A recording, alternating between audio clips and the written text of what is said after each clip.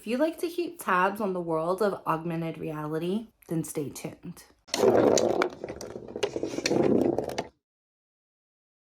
Hello, my name is Alexis Mercedes.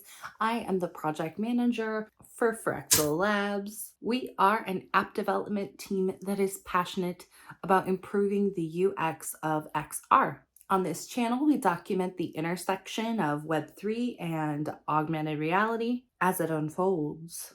In this video, I've got 10 top news stories for you from the world of AR, which should be especially interesting to those interested in creating it. I've got the Color Pick pen, Harold and the Purple Crayon, Quest 3, Simulon, Practical Kiosks, Metaverse Banking, Audioractive Automated Art, Epic AR displays, a new app that you should be aware of, and Open USD. Let's get started. Color Pick pen. You know that color picker tool? It looks like an eyedropper and most design programs have it. You can take a picture of the world and use that exact color for your digital designs. But what if you didn't have to take a picture? What if you could color sample the dog sitting right next to you? That's what the Color Pick pen does. Roll the demo.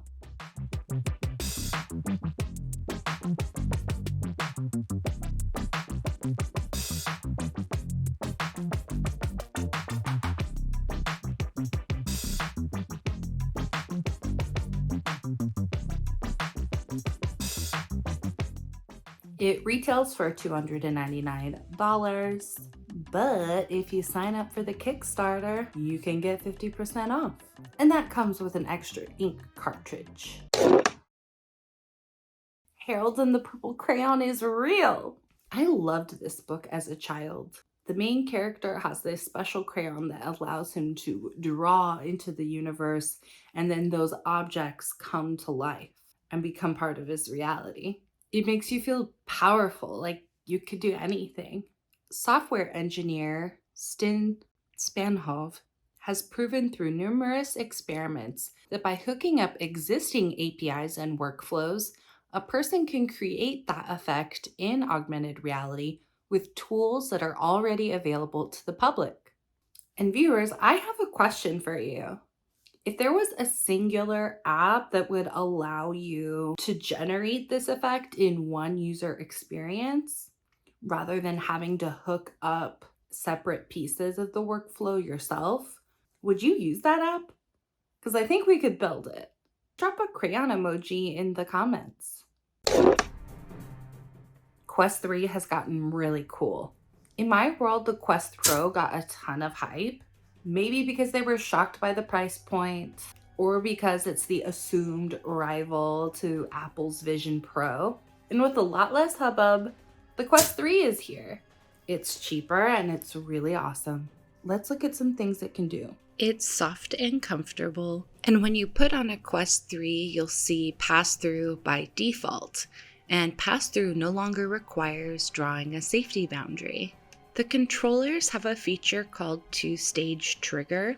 Meta explained that once a user fully pulls the trigger, you can add additional force that is read as a separate value.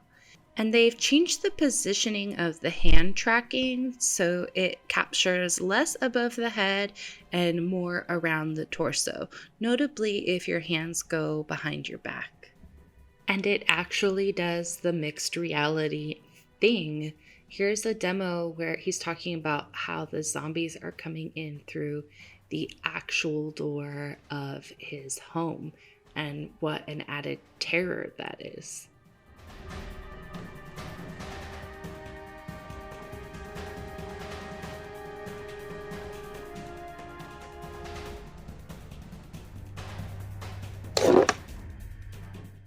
Simulon.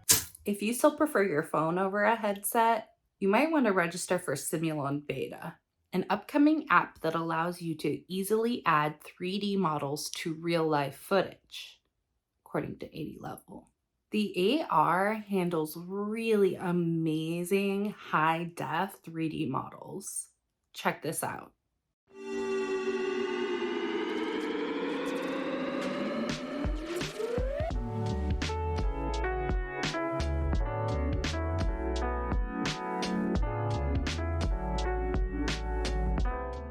I think this app has a lot of potential because it thrives where other AR apps are limited, exporting high fidelity video.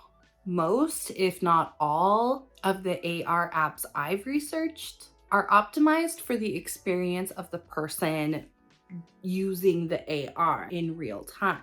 I film in AR frequently and it looks good, but not amazing. Simulon presents a different use case. I signed up for beta, and you can too. Practical kiosks. I knew it. AR kiosks. A year ago, we started seeing theoretical demonstrations of interpretive kiosks or lobbies in AR. And I predicted companies would start taking advantage of this possibility in the near future. International Bank BNP Paribas has done just that.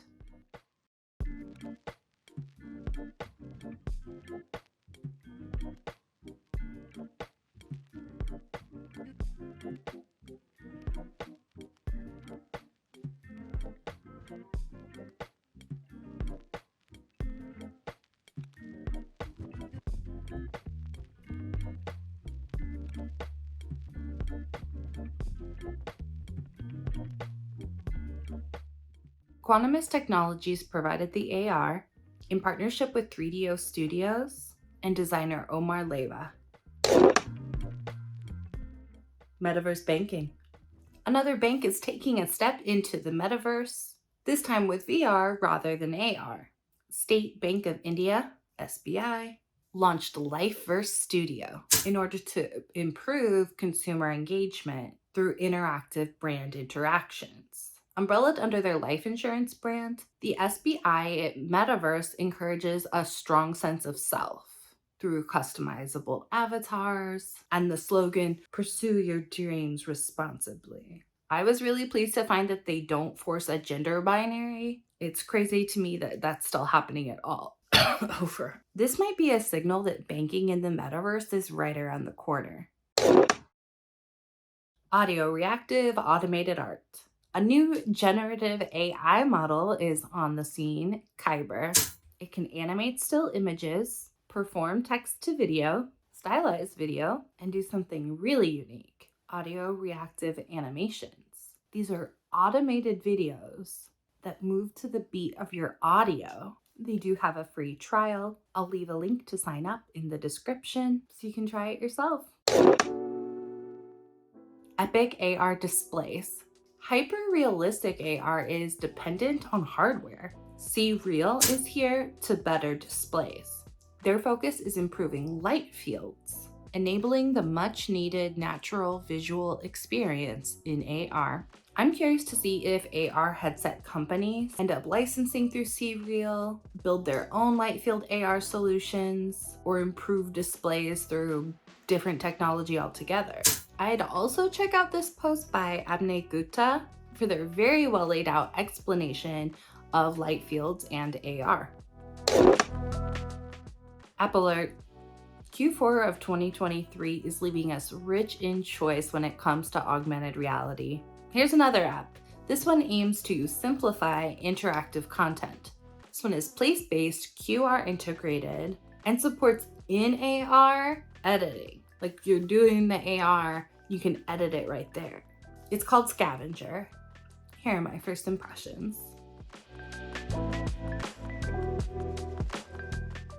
First, this is a very standard AR app, giving us a home screen with a medley of experiences to choose from. To access it, you give permission to your camera, as always, and then give the LiDAR a sense of the room so that it knows how to build it. And voila, we get this beautiful transformative landscape. I noticed right away that it has object occlusion built right in, which is always a bonus for me. Love to see it. It loaded really, really fast and did an amazing job of transforming my space while still allowing me to remain present in my apartment, which is what I look for in AR.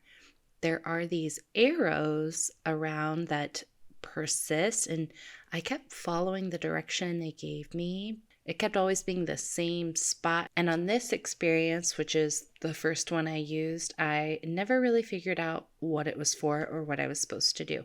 But let's look at another one. One section was called story-based experiences, so I wanted to look at those. This one is called The Next Nature. It turned out to be a scavenger hunt where we're finding these evolutionary objects that might exist in the future from an artistic perspective. We find one and then another. Points are added, providing us a built-in gamification, and I had a great time seeing what this artist came up with. We'll look at one more. This one is called Portal 1 Leaves. This experience gave me the most emotional response. I'm led through this portal using these very popular shapes. And once I go through there, a proximity trigger sends me here into this shredded paper universe that they refer to as leaves.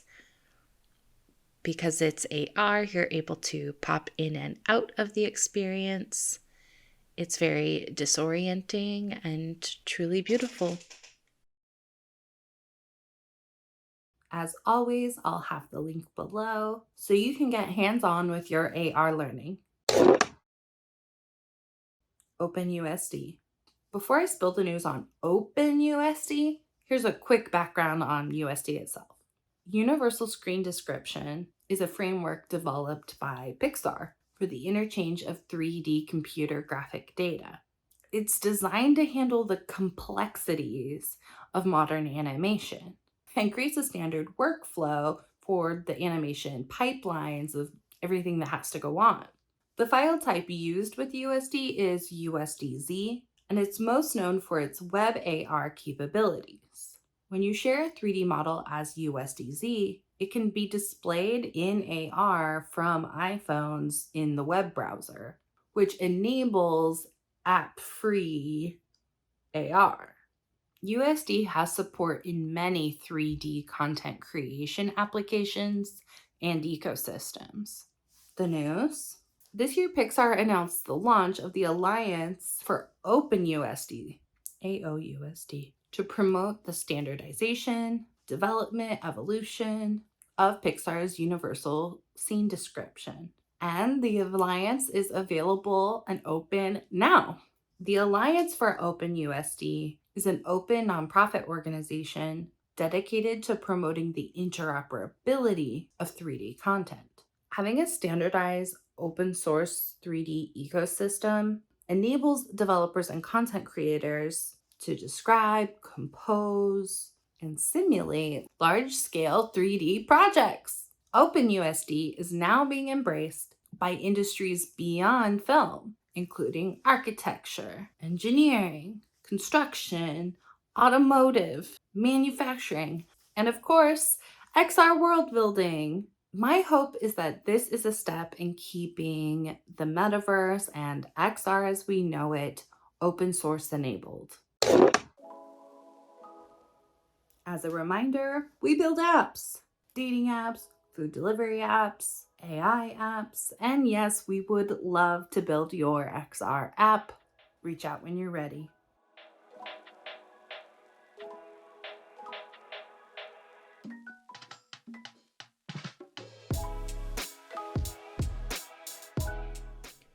I'm still wondering what the next big AR app is going to be. One change I think I'll make is reviewing experiences from a multitude of AR apps rather than exclusively with over the reality. Please comment which AR apps I should use. Does anybody use Snapchat? See you some other Tuesday for more content on the intersection of Web3 and XR. Goodbye.